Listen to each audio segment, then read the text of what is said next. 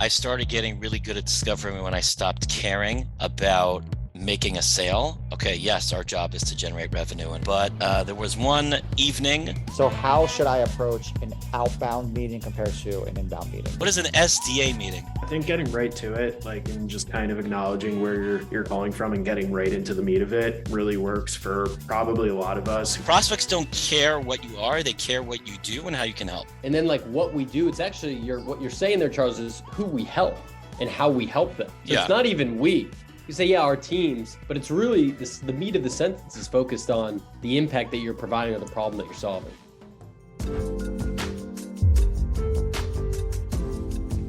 All right, y'all, welcome back to the Millennial Sales Podcast. Your host, Tommy Tahoe Alemo. Welcome to the show. Before we get into the goods today, I want to announce that this podcast is brought to you by the Arise Sales Retreat. This is actually something that I'm doing with my two friends, Alex Kremer and Clara Johnson, who they both used to run sales teams over at Outreach, as well as other companies, and now they're at Catalyst. And what is this retreat? It's a 3-day in-person retreat that we're doing in Austin, Texas in July. That's focusing on 3 things: helping people to master the art of sales. So we'll be talking about prospecting, negotiation, closing, discovery, things like that. We're going to work on the inner game. So getting your mind right, working on your finding your why. How do you find fulfillment in sales? Some of these deeper questions, as well as building community and just having a good old fashioned time, man. We're going to be doing hikes and yoga and group dinners and just a lot of fun activities as well. So if you want to learn more, either check out my LinkedIn or go to alluviance.co/arise and learn more. So for today's episode, it's going to be a little bit of a unique episode in that actually pulled station that we had as part of the Revenue Lab community calls. Every week we have a guest come in and do a live Q&A with the community. And a couple weeks ago we had Charles Muhlbauer, and Charles is amazing. He's one of the best people that are talking about discovery. We did an episode a while ago where he talked about his path from finance and accounting and getting into sales. And we have a good old fashioned Q&A back and forth with Charles asking about discovery. We do some role plays. So if you feel like, I think everyone can do better discovery, but if you are feeling like that's slacking in your game right now, this would be a good episode to check out. So without further ado, let's get straight into my conversation, or the whole community's conversation with Charles. So Charles is here. He's coming here from New York City. I've known Charles for a few years now.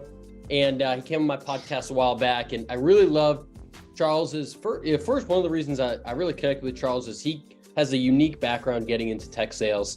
I believe he was an accountant or working at a Big Four company. You can correct anywhere where I lie. You're correct.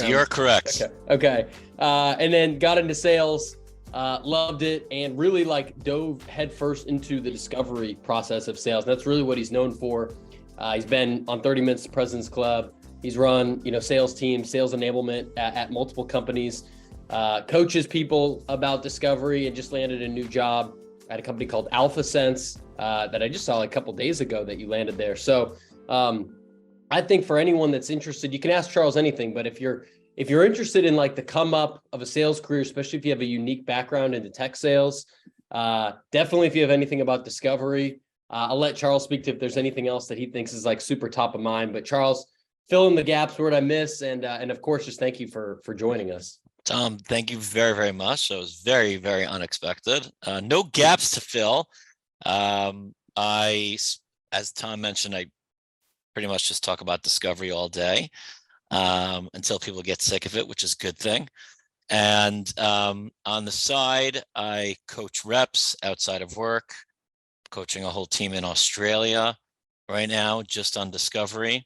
And people, ask me any question they feel like asking me. I'm pretty direct about helping people and,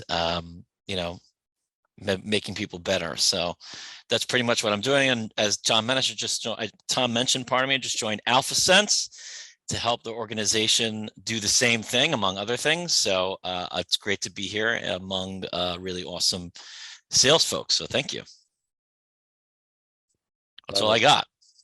So We always just kind of open this up. I guess I'll just ask the first question and then we'll just get the momentum going. I don't even Cool. know if I know this, Charles, but why I could guess as to like why you're so focused on discovery, because it impacts a lot of things in sales. But was there a moment Yeah. in your career, your sales career, where you're like, man, I just want to be like the best at discovery? It's just such a specific thing. And not a ton of people talk about it all the time on LinkedIn compared to like prospecting. Yeah, that's true. So part of me, because some of the things about that I might say, I'm going to say very plainly. I started getting really good at discovering when I stopped caring about making a sale. Okay, yes, our job is to generate revenue and it's important to do our job and to do it well. I get all that.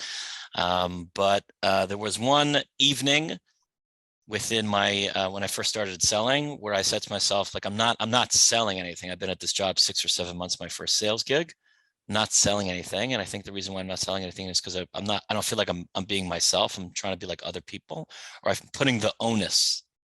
I was putting a lot of the onus and the pressure upon me to try to convince other people that they should work with us. And so I couldn't really go any lower than I was.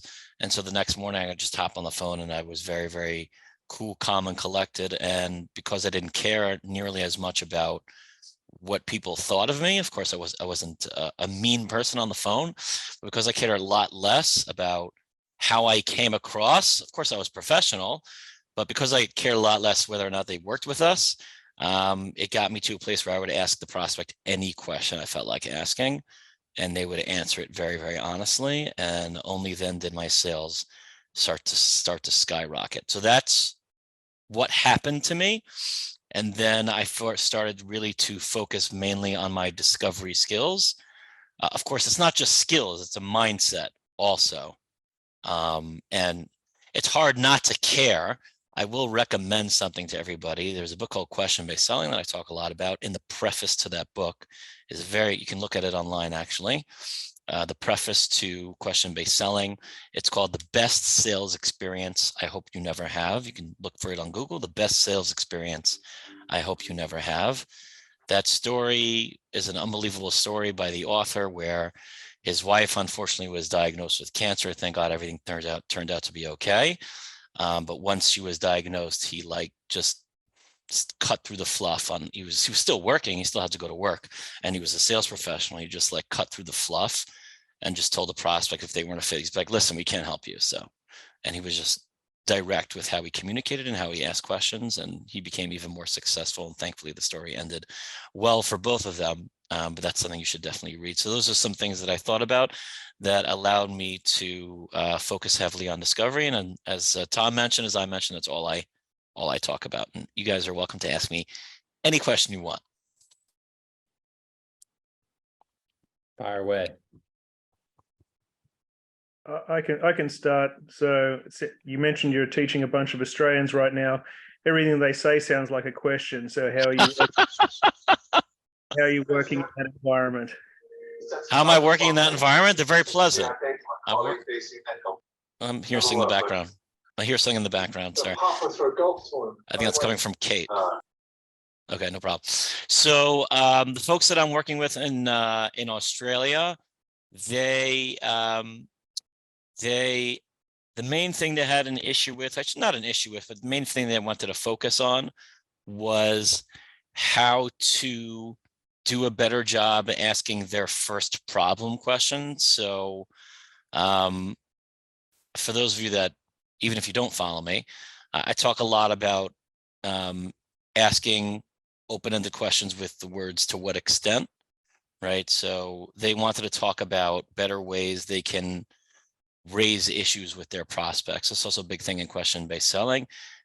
Instead of asking our prospects what challenges they feel they have, we bring up the challenges ourselves and tell our prospect, by the way, Andrew, right, these are the main 3 things that we're finding, or these are the things that we've uncovered or that our clients have told us are things that they're concerned about or focused on or anxious about or worried about.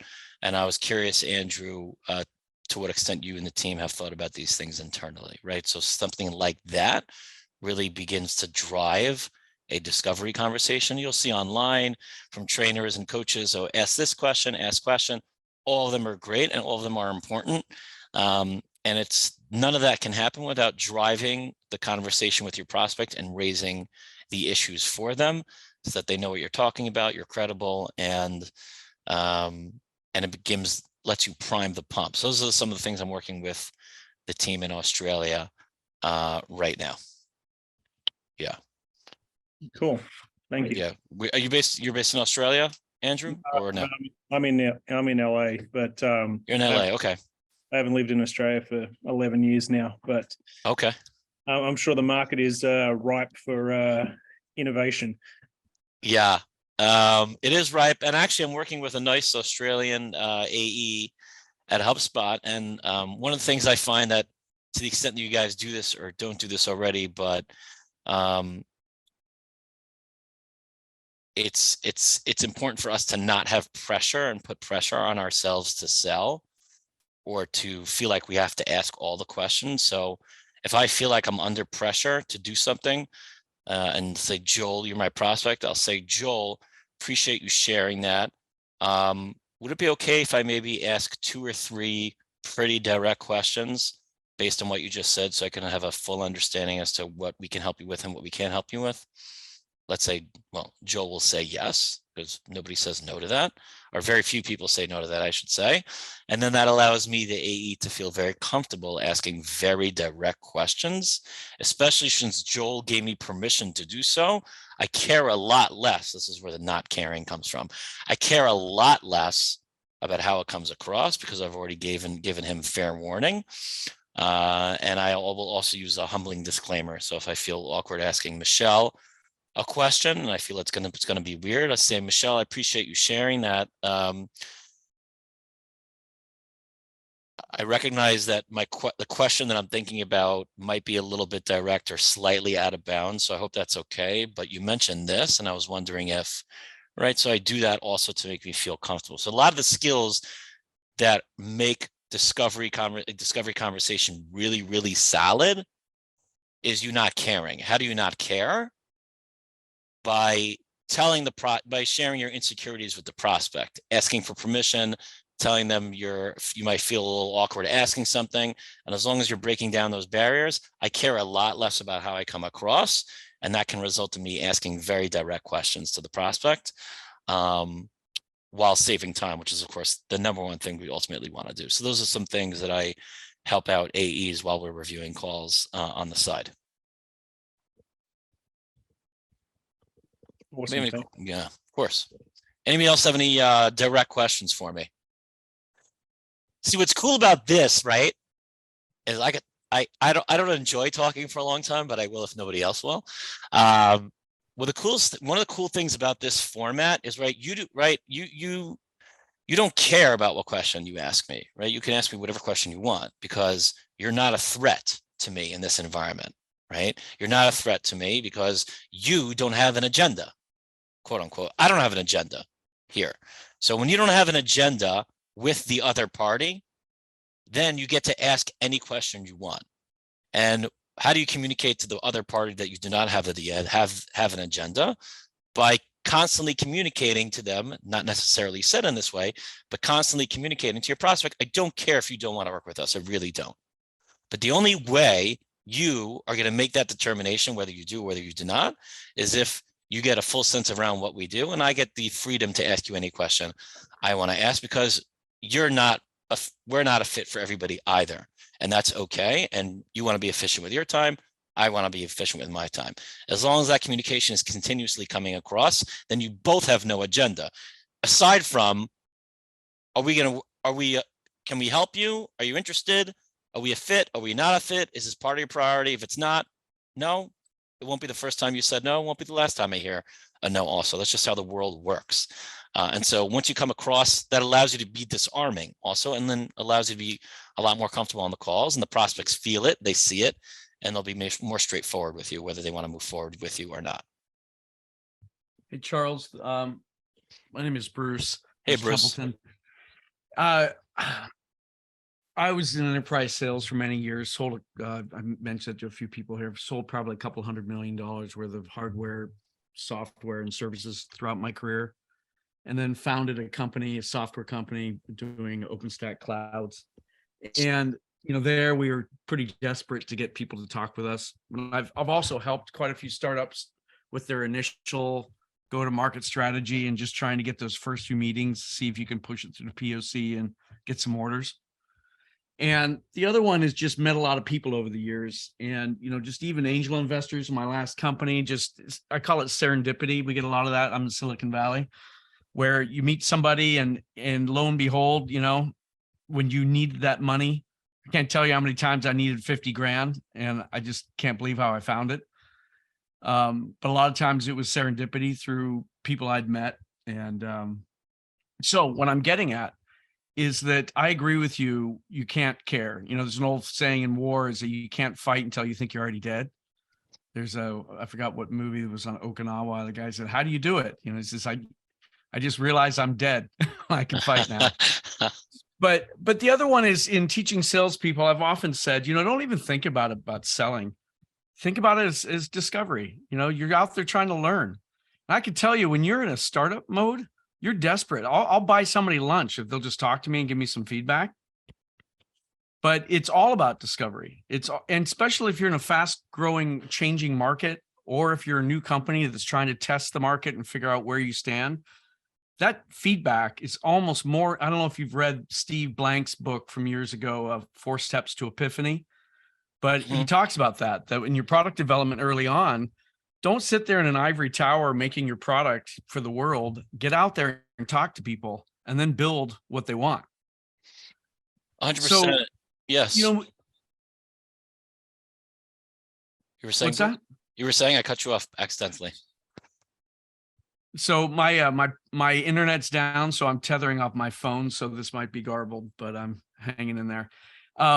So when you tie together how relationships, if you could create something somewhat memorable in your interaction with that person, and that's where storytelling really comes in. They can remember that, but they can't remember facts and figures. If you can have some kind of connection with that person where they're going to remember who you are, you do a LinkedIn connection, whether you sell something to them or not, it's amazing how they can come back in your life at some point and you can help each other. So when you had made the comment about, hey, we can't help you, moving on, I'm a little bit reticent to teach that to reps because you got to keep the end in mind. I mean, you're early in your career, but once you're around a while, you start to see some people over and over again. And I'm just wondering what you have to say about that as far as, another way to look at it when you just do discovery, as opposed to not caring, it could be that you really kind of want to get to know that person in the few minutes you have together and you want to make it memorable and everything's on the table. And so you're not even worried about selling. You're actually more concerned about establishing a relationship with that person that potentially could last a lifetime. And when they sense that, that's my experience, is they're more willing to talk with you because this goes beyond the jobs that you're both in right now today. Right. So I'll actually say one very simple thing from that. Can't tell you how many times I've actually ended up building better relationships with people that I know were not a fit for what we had to offer because I told them we're not a fit. Many times they would say something along the lines of, yeah, I appreciate you telling me. It doesn't seem like we're a fit. I get that. And I appreciate you being upfront. Now that we're talking, I have somebody else that might be a better fit. Why don't I make an introduction for you guys? And that actually made my relationship with the first person a lot better because we kept communicating moving forward to the extent that our product changed or to the extent that he or she thought there were other people that might have benefited also. So I find that when it comes to quote unquote rapport building, which of course I have my opinion on rapport building. It's important to be well respected when you're speaking with a prospect. I find the more upfront I am with them, the more they are drawn to want to speak with me further one way or another. So that's how I think about it. And I think it does not sacrifice the relationship in that way based on my experience. So that would be my response. Now, of course, it's also dependent on what you're selling. right? Some of us might, True. if you're selling software and it's more transactional, you do not need the relationship with that person after you have sold them. That's different for some of us who are actually keeping that relationship based on what we're selling after we have closed them also. So it really depends on what you're selling and what company you're working at. So it's not just peppering them with a bunch of questions and getting respect just through that. There's other things that you do in order to create some kind of connection with that person. 100%. I think in the beginning, based on what Andrew, what you mentioned, I'm providing insight to them as early as I possibly can. Also, this way I want to establish credibility as soon as I possibly can, and communicate to my prospect that I actually know their business, or I know their business well enough based on the persona that I speak to. And so if I can share what I'm hearing from other personas that are in their space, then they can immediately begin to start trusting me because they see that I know what I'm talking about, and they see that I know the lingo, and they see that I have a pretty good idea of their business. I never spoke to them, that individual, before, so they may think about things a little bit differently than some of the other personas that I currently work with. But once they get a sense that I understand their industry at a level where I'm dangerous enough to have a productive conversation, then they'll start trusting me and start breaking down the walls. And then I can ask them more direct questions and raise more insights to them so that we can continue building a better rapport over time or over a sales cycle. So that's how I think about it. So you're really earning their respect and the right to ask those questions. Correct. Yeah. I want to earn their respect first. Yep. Now you can ask good questions to everybody. If you ask a really good question, you can also ask a really good question that shows you know what you're talking about, and that also earns their respect. Earning their respect doesn't mean I'm just telling. I can also ask a really good question that simultaneously indicates that I know what I'm talking about, and they'll respect me that way too. They just don't, I think for any of us, any prospect they'll have less respect for any salesperson that the prospect feels doesn't know what they're talking about. So I think we can all, if we were being sold to, we would feel that way also. So we just knowing what we are talking about is fundamental to being a good salesperson. If I had only two choices, knowing what questions to ask or knowing what I'm talking about in terms of their industry, I probably would want to know what I'm talking about in terms of their industry first, because once I feel comfortable doing that, then the questions can be a lot more natural. Great. Thank you. Yeah. Thank you. Anybody else? I have a quick question, and I'm sorry I was a little bit late from another call, so I'm sorry if you covered this. I'm a BDR, relatively new in the space, and something I'm struggling with a lot is on my cold calls, like actually getting to the questions that will get them to really talk about what's going on instead of just getting the surface level deflections. And maybe it's too general, but do you have any advice for figuring out how to ask those questions and getting comfortable with those questions to really actually get the conversation going about the bigger issue at hand instead of just kind of what's on the surface? Right. So on a cold call, right?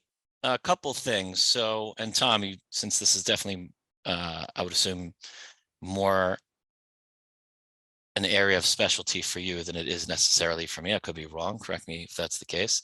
But I would say with cold calling, I'm slightly more delicate on a cold call because the whole call is completely unexpected.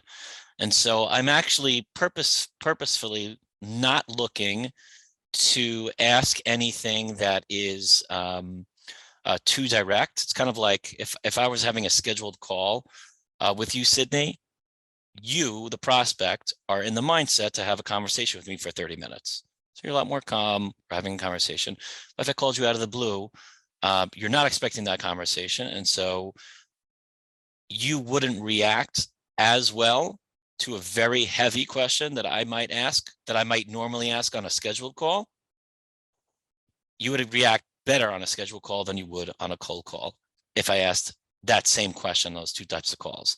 So I'm kind of a little bit less direct well, not less direct. I'm less poignant, and my questions are lighter. That doesn't mean they're not open-ended. I'll ask more open-ended questions that are lighter just to get you talking, and then to get you to a place where you're saying to yourself, wow, I don't know if this is a fit for me, but what Charles is saying is catered to me, and Charles seems to know what he's talking about. And yeah, I'll have a conversation with him. That's pretty much all I want on the cold call. I'm not looking to do any heavy discovery questions. But let me throw the question back at you, Sydney. Is there a question that you like are hoping to ask them on a cold call that you feel you can't? And like, what question comes to mind as an example that you're hoping to ask them? I wish I had something more specific. I think it's just the general feedback I'm getting like from my coworkers and managers about my cold calls when I ask for feedback. It's like, if I get somebody on the phone for a while, it's like a few minutes in before we get to like the main question that really gets them talking and really gets their interest. What's the main question that really gets their interest? I think right now, one of the big things we're asking is if the people we're calling are focused more on like NRR, net revenue retention, versus generating new business. Like, what's a bigger focus for them right now? And that usually gets like, oh, like, it's interesting you ask. I guess I haven't found a way to ask it right out of the gate and get them to really talk to me, but maybe it's just my tone. Maybe it's the confidence in the delivery of the question. What's the first question that you ask them on a cold call, aside from, you open it up, yeah, and I say, yeah, what's going on? Like, what's the first question you typically ask them? It usually starts with them asking where I'm calling from, because we don't really have any name recognition. So I usually like do just a quick overview of like, we're out here to like solve these issues in the market. And then I'm curious when I think the main one we're asking now is when you're looking to get an accurate picture of your pipeline rep performance, where are you going to for that?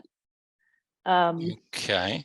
And what was that question you said earlier that you like? Can you repeat that question? The better question? How does Is your team more focused on NRR, or sometimes I'll say net revenue retention, or generating new business right now? And why do you ask that question? Because you're helping them with what? Because we're helping them with both. So the tool that I'm selling, goes across all the way from the top of funnel all the way to churn in terms of its forecasting insights, which is the thing that differentiates us from anything else on the market. And so the idea is to help you get the kinds of customers that will eventually turn into good customers that won't churn. So it's like all the way through the cycle. Instead of just here's your bit of churn insights, here's your new customer insights, it kind of unites everything. So you're helping with both of those? Yes, but like in one place. So that's what we're trying to get at, but it's been kind of difficult because that's like our main differentiator. Okay, so do you mind, like while we're talking, let's say, do you mind trying to ask that question as your first question after I say it's okay to pick up? After I say it's okay to talk on a cold call, we'll just play it out and see how it goes. I have an idea of how to do it. You can do it better than me because you know how the language, I can make an attempt, which I will, but I'd like to see you do it first, and then we can take it from there, and we'll start it with a ring. Is that cool? Sure. Okay, ring. Hello? Hi, this is Sydney calling from Falcon. How are you? Good. What's going on? Good. Glad to hear it. Listen, I know there's no great time to receive a cold call, but if you have just a moment, can I let you know why I'm reaching out? Sure. What's up? Yeah, so I'm calling from Falcon. We are focused on pipeline visibility and rep performance in the market right now. And with all the changes going on this year, just wanted to ask if your team is more focused on retaining business or expanding to new business in the coming few quarters. Okay, let's just stop there. So that's something you said you don't do? Sometimes. Usually they start out with wait, what is Falcon? Where are you calling from? Who are you? And then I try and explain that. And then I feel like that's when I get stuck in talking about like the pipeline stuff. Oh, you're saying they'll like push back and say, what's Falcon? And then they like steer the conversation away? Yeah. And so I'm trying to figure out, because then we usually go down another road and it takes me a while to bring it back to like the meat of why I'm actually calling. I see. So you can just, first of all, I loved that fact. I loved how it sounded like that you asked that question and that was your first question. I thought the delivery was great. If you're getting pushback on calling from Falcon, you can get rid of that. And Tom, your feedback here is also welcome. And say, hey, Sydney, yeah, I know I caught you out of the blue here. The reason why I'm calling is my team works with companies to help them with either net retention revenue or generating new business. And I was just curious to what extent, which one of those areas you guys are focused on, just to determine if we can help you or not. Like, I don't have to say Falcon, because then if they say Falcon, they'll be like, well, what's Falcon? You know what I mean? So I could just say my team's helping companies do this. And I was curious where you're focused. They might say, who are you with? And then I could say, oh, I'm with Falcon. Okay. Okay. So that's Yeah, something you that can makes do. sense. Tom, you have any feedback? My feedback was about the same. I actually liked the tone. That I didn't have that idea about leaving off the company name, but I actually do like that. They might ask you, and then you can give them the answer. I guess my question is, I'd have to give this more thought. But if you can help them in both directions, I'm wondering if, because I guess your path is, if I say I'm more focused on NRR, great, here's how we help. Or you might ask me another question or two, and then you have an angle. If I say I'm more focused on new business, then you probably have an angle there. I wonder if there's a question that opens up whether I'm focused on both of those. Because it almost doesn't matter, right? If I do both those, it seems like you do both. So I don't know. I'm trying to kind of wrap my head around it. I'm struggling to think of a better question off the top of my head, but that is kind of where I don't know if that resonates with either of you two, or maybe I'm just It resonates. Can I try being you, Sydney? I'm not going to do as well of a job, but you'll be the prospect, and we'll see how I do. Is that okay? This is great, by the way, Charles. We don't usually do role plays in like the Q&A, but this is great. Cool. Yeah, sorry to derail it, but I really no, it's appreciate it. okay. This helps everybody out, right? This helps me out. It gets me out of my comfort zone. So I say, hey, Sydney. Hello. Hi, Sydney. Can you hear me? Yeah, I can hear you. Hey, Sydney. I know I'm catching you completely off guard here. This is Charles Muhlbauer at Falcon calling. Is it all right if I tell you why I'm calling real quick? Yeah. Sorry. Where are you calling from? Yeah, I'm calling from Falcon. The reason why I'm calling is because the teams that we're working with, they are either prioritizing net revenue retention, or they're generating new business, and we're helping them out with either one of them, depending on what their priority is. And I was curious to what extent either of those are priorities for your team today. Okay, so maybe that wasn't as great, but I just want to get you to like see where I'm going. Like you said, where are you calling from? I'm calling from Falcon, but like I'm not pressured, right? I'm like, yeah, I'm calling from Falcon. The teams that I work with, I'm getting right into it. The teams that I work with, they either are looking to prioritize net revenue retention or generating new business, and we're helping out with both of those things depending on what's important to them. The reason why I called you, I was just curious to what extent either of those are priorities for your organization today. Now, you can change it, but I'm not like, I took the pressure off me. You're like, what's Falcon? I don't want to be like, well, Falcon is this and this and this. I don't want to say what we, right? So I avoid saying what we are. I just tell them what we do. Prospects don't care what you are. They care what you do and how you can help. If that's interesting, then they'll be like, oh, so you're a this, you're a that. Yes. Oh, get rid of we are a. No one cares. Just get right to, this is what I'm calling from Falcon. Teams work with us in order to do this. Oh, that makes sense. And not only just to butt in, that might help you. Not only like not what we are, and then like what we do, it's actually what you're saying there, Charles, is who we help and how we help them. So it's not even we. You say, yeah, our teams, but it's really the meat of the sentence is focused on the impact that you're providing or the problem that you're solving. So I wrote that down. I love get rid of the we are a. That's like you, Sydney, asking Charles, where are you calling from? I'm like, oh, I'm calling from New York. I'm a human being living in Manhattan, right? Don't say we are a. Get rid of that sentence. Get right to the reason. Yeah, I'm calling from Falcon. The reason why I called you, or I'm calling you because the teams that we're working with in your space happen to be prioritizing one of these two things, and we're helping them out in one of those two ways. You're probably gonna have a lot of questions. Curious to what extent either of those two things are things that you guys talk about internally. Done. That's awesome. And I like the curious to what extent instead of which one of these, because that's more open-ended. So that's what I was running into. And like, yes, to what extent? So what? Use to what extent all day. To what extent? All day, all night. To what extent? I talk to my family that way. They're like, stop. It's annoying.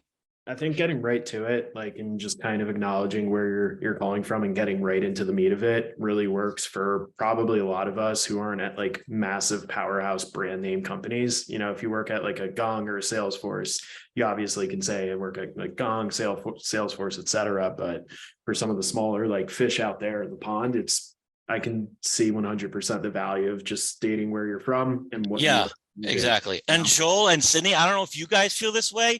Me personally, when I start saying on the phone, we are a, like, I don't feel good. I'm like, ugh, like, it's like, I'm not interested in, if I'm not interested in saying what I'm saying, they're not. So I want to feel good and be interested in what I'm saying. So that might be helpful, Sydney. And the fact that you can, or at least have a better idea of how to ask that first question off the gate, then you'll stop hearing the criticism from your colleagues, and you'll show them who's boss. That's awesome. Thank you. I appreciate it. Sure. Anyone else want to hit me up? Somebody's got their hand up. David Yeah, has we their hand got up. we got a little cue. So we'll go Prince next here. Yeah. David, you're Yeah, next. so I'm Prince. Nice to meet you, Charles. Pleasure. See, I was just checking out your LinkedIn. So I know you talked to a lot of sales team. So I was just curious, like in the last 90 days, like what feedback are you getting, like, speaking of sales team, that you think that they're missing with discovery, especially like with all the changes in the market, like the feedback that you just gave Sydney, like about like, and what Joel said, because when you're working with a small company, nobody cares about, who, the name. They want to know like how you help. So I'm just curious, like what feedback have you gotten like in the last 90 days that you think that a lot of sales rep are missing? Sure. I'd say the number one thing that comes to mind is they don't look for trouble. It depends what kind of AEs I'm speaking with, right? But I find that many AEs are afraid to hear bad news and don't want to bring up any potential bad news that can derail a potential conversation that the AE actually wants to have. So, for example, let's say, Prince, you're my prospect, and we have a pretty good conversation, scheduled conversation, discovery conversation. And you say, yeah, Charles, this is actually really interesting. I actually wouldn't mind, seeing a demo. And then let's say, cool, Prince, who else? Is there anyone else on your team that you think might be left out or actually really cares about this conversation, to want to talk on, to want to see what we have to offer? And whatever you say, yes, no, cool. All right, cool. Awesome, Prince. And by the way, I'm going to bring up trouble as early as I possibly can, right? Depending on where I am in the cycle, and depending on what we're talking about. So I might say, and by the way, Prince, I know the question might be slightly premature. I don't know what your experience is, but given the current economy that we're in today, I've been experiencing that those people who actually want to work with us, they typically have to bring it to their CFO, and their CFOs really just care about one of two things: either mitigating risk or saving on cost. And I was curious to what extent that's actually affected your decision-making, and to the extent that your CFO has or has to be involved in a conversation, should you end up wanting to work together. I thought it was worth asking. Right, so you might say, well, Charles, I wouldn't do it there. I would do it after a good demo. That's fine. But I know that could come up, and I know they are going to be afraid to bring that up. So I'm just going to bring it up. I don't really care. I know that, and I'm sharing my experience, being transparent with my sale, pardon me. Or I might say, Sydney, by the way, it seems like the team sees value. How do you guys do this? We have to bring it to procurement. Great. Sydney, I might be coming across slightly paranoid here, but given my experience at my company these days, procurement doesn't seem what it used to be. It used to be kind of like just approving deals. Now they're pushing away deals. And I was curious, what you think we have to worry about, if anything at all, for this not to work out. So I'm bringing up the trouble, and people are afraid to do that. CFOs, procurement. If they say, I don't want Bob to be part of our conversations, we'll just, we'll make the decision from here. Great. Or we'll, he doesn't have to see it to make the decision. I might say, great. I might say, what hesitations do you think Bob would have if you think that there's no value here, or if you think the price is too expensive? You're welcome to tell me now. I'm just going to bring up trouble as much as I possibly can. Sorry, I'll stop there. No, you're good, Charles. So I was saying, so basically you're being proactive and you're beating them to the punch of bringing up any problems, like you said, that you've been seeing in the last 90 days, or like you said, this. Yeah, this Prince, you've been around the block. So talk like you've been around the block. Okay. I've been around the block. I've been working at my company. I don't care if I'm working at my company 6 months. I speak to people like this every day. I see what's going on in the economy. I see what's happening in the industry. If you see value, I'm going to bring up the conversation. I'm going to start looking for trouble. If you don't see value, then there's nothing to talk about. But yeah, I'm going to beat it to the punch. There's no question. Okay. No, I love that. No, I appreciate that, Charles. So look for trouble. If you don't find trouble, that means your discovery is no good. There's always trouble. Okay. If you don't know of trouble, that means you're not doing good discovery. I might say, Prince, it sounds like you guys are interested and you find value. I guess if you had to think about one thing, Prince, that you think might stop us from moving forward, what comes up for you? The cost. Okay, whatever it is, I want to bring it up. I'm bringing it up before you are, because if I didn't bring it up, you might just not tell me. You No, might exactly. just ghost. You might just ghost me. Helpful? Yeah, that's really helpful. I like that. Good. Look for trouble. The Give me amount a of times I just gotta butt in here, Charles. The amount of times that I've done not what Charles just said in my sales career, it would fill up a whole room. Like you feel it in your gut and you're too afraid to ask it, or you don't want to rock the boat, and then you get ghosted or you get strung along. I actually just made this mistake and lost a deal on Monday because of it. Because I sensed something was wrong. I wasn't at the right level of power. I trusted my champion too much. Then I ended up losing the deal. And so I should have just called it out. It's kind of like if you're on a date with someone and let's say you have a very strong religious belief, political belief, where you want to live, you want kids, you don't want kids. You'd rather know that maybe not in the first 10 minutes, but you'd want to know that earlier rather than you're about to get married. That is a like, great hey, example. Wait, you want to live in Beijing? I thought we were living in Chicago. You know, Hey, like, Tom, I love something that you should know analogy. early. That's a That's a great perfect analogy, Tom. Yeah, That's you a got it. great analogy. It's just true, man. It's just true. And you can use, by the way, and these are what I talked about earlier about humbling disclaimers. All of these things that we're talking about can be incorporated in a humbling disclaimer. Like I might say, Prince, if you're my prospect, hey, Prince, I'm a little hesitant to ask this. I was brought up as a young man to always make sure that I don't see red flags, and I see to make sure I catch all the red flags before I decide to marry somebody.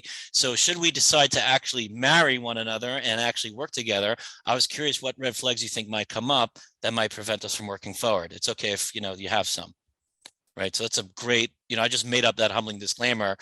Sydney's probably like, there's no freaking way I would say that. But like, it doesn't matter. Just come up with your own. It's very disarming. It's very disarming. Man, this advice is gold, Charles, and perfect analogy, Tom. I really appreciate it. This really helps. Oh, thank you, Tom. I wouldn't be here without Tom. So thank you. Anyone else want to fire away? I've been on enough bad dates to give that analogy. David, you're up. Yeah, Tom, I'm with you on the bad dates, man. Way too many. Yeah. Charles, thank you for taking the time to join us. You are Sure. the star of discovery. I look at LinkedIn all the time and I'm taking your questions and posting them in my Evernote for future reference. So I've mostly taken inbound calls or people who have reached out to me who have said, hey, we want to talk about JustWorks, but I don't have a lot of experience with SDA meetings. So how should I approach an outbound meeting compared to an inbound meeting? What is an SDA meeting? Oh, from what I'm Scheduled? sales development. Oh, okay. I got you. Just make sure. Different. So your question is, how would you approach outbound differently than inbound? Yes. It's a good question. So the first thing that comes to mind is, let's just state the obvious. On an inbound call, on any inbound conversation, we all immediately have the right to ask, out of curiosity, David, what compelled you to want to reach out to us? Okay, that's easy. Okay. On an outbound conversation, that's not as easy. And not only is it not as easy, the probability of you getting a good response is a lot lower because it's an outbound conversation. With that said, you can slip in that question. It's debate, right? I personally don't really ask that question on an outbound conversation. I'm not against it. I personally don't use it because I find that if they want to tell me why they took the call, it'll come across in the conversation if we're having a good conversation, right? But if you, David, are my prospect and we're having a good conversation, I say, hey, we have a half hour, blah, blah, blah. This is what I had in mind for the call. Does that work for you? Did you want to get anything out of the call today that I missed? No, blah, blah, blah. I might slip it in there and say, cool. And by the way, David, I speak with, my screen's getting lighter. And by the way, David, just before we kick off the conversation here, it's different for everyone that I talk to. And I was just curious if there was something specific in my outreach that you thought was somewhat compelling as to the reason why you wanted to talk today. If not, that's okay, but I thought I would ask. Right. So it's a much softer version of me asking that question, but that's where I would slip it in. There are a number of ways to slip it. I might say, cool, David, by the way, before we kick off the conversation, usually people I'm speaking to are in like one of two camps. They're either like in the camp of saying, hey, Charles, I don't know what I don't know really, and I'm just looking to learn more, or in their camp, or in the second camp where they're saying, no, we actually really wanted to speak with JustWorks because there are a couple of things internally that we're dealing with that we were hoping we can solve. And I was curious to what extent, I was curious which camp you feel you're in before we kick off the conversation. Right, you can do that too. You can do the two camps. So that's number one. Like if I decided to slip in that question, they might say, I don't know what I don't know. Now, whether I ask that question or not, I'm doing an upfront contract, right? And then I'm getting into immediately why I called, right? So David, just to give you some context, the reason why we even bother reaching out to you in the first place is because we saw you're this type of company in this space. We happen to be working with a lot of other clients that are in the same space who want to be better. And pardon me, David, if I'm botching this, who want to see what better opportunities there could be within HR or payroll. Okay, I might be messing that up. And so I thought it might be worth a conversation to the extent that we may or may not be a fit to work together. With that said, would love to learn more about blank. Okay, so then I'm in a conversation. So that's how I would think about the inbound versus the outbound. But again, the inbound, like, why are we on the call? And I could totally skip an upfront contract on an inbound call, by the way, like an inbound conversation. If I say, what compelled you to reach out? Oh, this, and this, and this, and this.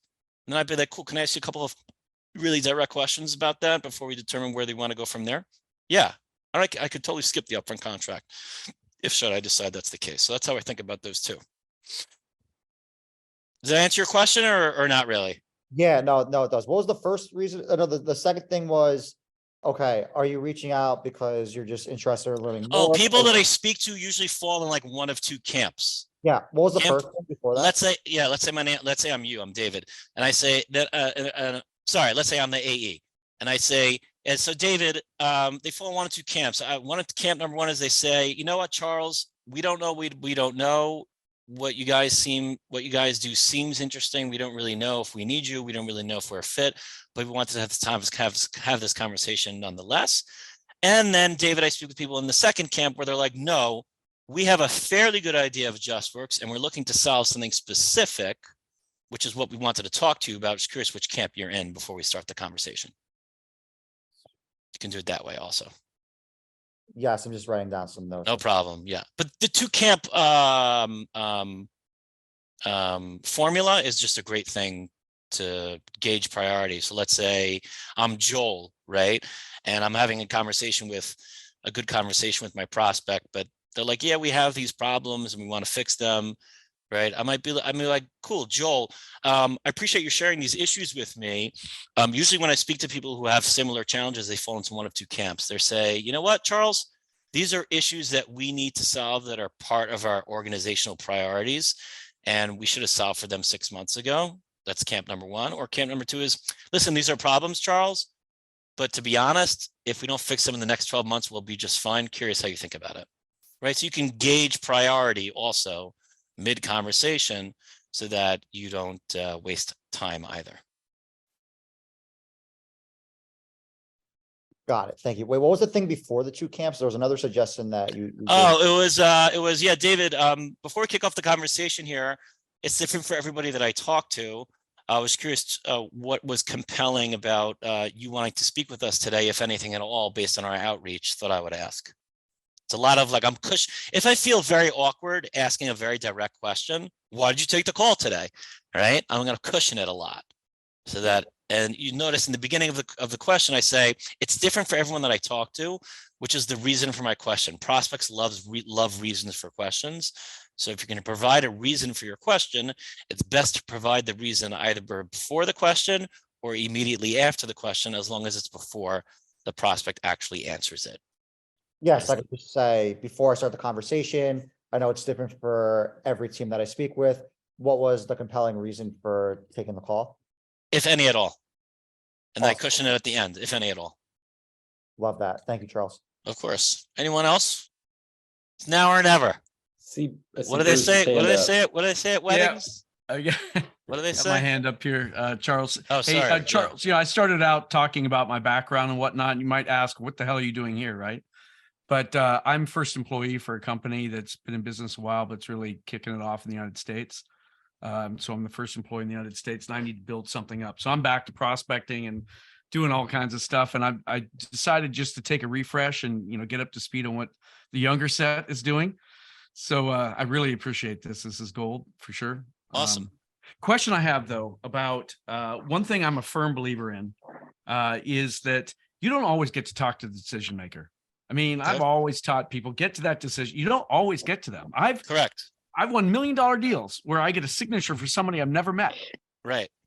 Because I got champions sometimes working 2 layers up to get to that signature. Okay. Now, grooming the champion is key. Developing that relationship, teaching them how to tell stories and sell internally for you is imperative. Okay. The other thing they do is they give you the scoop, the G2 on what's going on the ground there. So the whole organizational chart, the politics, you start to get to know them and they really open up. Okay. What do you do with your discovery? It is important that you're running and gunning and qualifying deals. But at the same time, if you really want into this is probably for larger accounts or big ticket items, but if you want to groom that champion, do you have any advice or do you want to talk? Can you talk at all about that? Grooming my champion. So first, I won't even know if the person can't give me the direct, a very clear indication as to exactly how decisions are made, exactly the process, then they're not even a potential champion. That's right. Okay, so I want to just get that indication. If they're not challenging me, if they're not talking about their organization as a whole, then I'm like, okay, it's probably not a champion. Once I've determined that the person is a potential champion, the main I'm going to do 3 things, right? The number one thing is I would ask them, Bruce, can you help me understand how you would potentially sell this to the team and what the value you think could be for the organization? That'd be great for me to understand. Okay, so I want to know how they're going to sell it. The second thing is I want to know what pushback they would honestly expect from their team and what they feel might stop us from working together, and who on their team might stop us from working together also, right? That's the second thing I'd want to ask them. Now, if they tell me, then I have the opportunity to fix it with him or her, right? I have the opportunity to fix it with that champion if they're honest with me and they tell me what might derail, if I feel it's in my control. Now, if that's going well and they say you just can't speak to the decision maker, I will this applies to you. I will look for trouble, whether it's going to help me or not. And I'll say, cool, Bruce, I by the way, one thing in my role at XYZ Corporation is I always respect my potential buyer's process. At the same time, and you're welcome to disagree with me. I'm still in role play, and you're welcome to kind of push back on me here. In my experience at my company, you can call me paranoid. I'd say I almost never, very rarely have actually moved an opportunity forward with someone without the decision maker, because things end up getting lost in translation usually, and they think there's something that we're not, and that's something that I might be slightly concerned about. Can help me, I guess. What do you think? Do you think? What was the question I wanted to ask? Oh, that's something I might be concerned about. Is that something you feel like I should be concerned about? It's just my experience here, right? So I'm just going to kind of look for trouble a little bit on that end. If they don't want me speaking to the decision maker, I'll just plainly say it's happened maybe once that we've actually ended up working together with somebody without the decision maker involved. I'm curious to what extent you feel I should be concerned. Something along those lines. You can change the wording, you can change how you would ask it, but I'd be looking for trouble there. So those are the 3 things that I normally do. So when I'm doing discovery with somebody initially, we're really just trying to get the meeting, right? So we've got the meeting. It looks like I've asked enough questions. I feel comfortable bringing in somebody from the technical person from our side, and we have that call. We do that demo. It's after that demo, if it looks really good, that's when I reach out to that person and I try to get a one-on-one call with them. And that's when, for me, the discovery really starts then, right? Where it looks like there's a real deal here. And that's where I really want to dig in and understand what's going on in the organization. Exactly. at that point, they're open to being friends, doing the LinkedIn connection, and the whole thing just starts to open up. But you just don't move on and say, oh, I got this deal in the bag. You start forecasting it. That's when the work really begins, where you really establish yourself in that account. Do you agree with that? I agree with that. Yes. What feedback they had from the conversation, as well as hesitations they might have about speaking again, because they can always back out anytime. Yep, true. Okay, thank you. Thanks, Bruce. Anybody else with the time that we have left? I think we have 6 minutes left. 5 minutes. What do we got?